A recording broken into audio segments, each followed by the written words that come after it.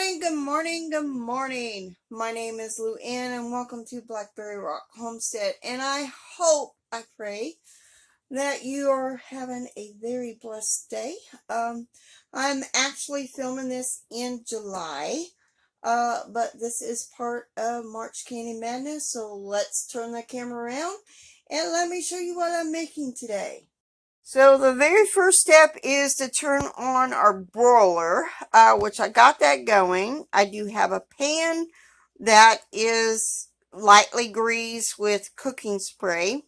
I got to slice up about 3 pounds of onions, and since this is July and these onions need to be processed, I'm going to use my own onions, about 3 pounds. I'm going to guesstimate.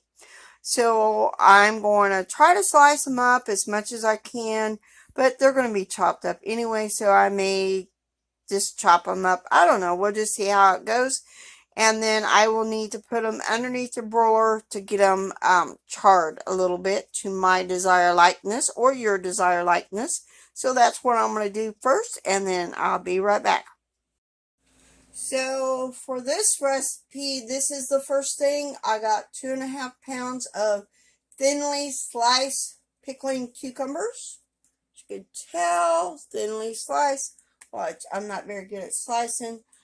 We need to add 4 tablespoons of our pickling salt to this.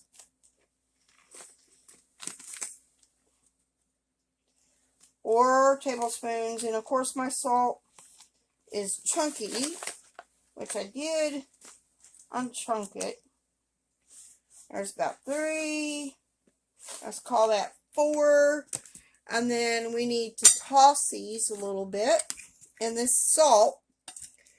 And now we need to cover it up. And our bowl cannot be metallic. We have to have a glass or a crock-like bowl.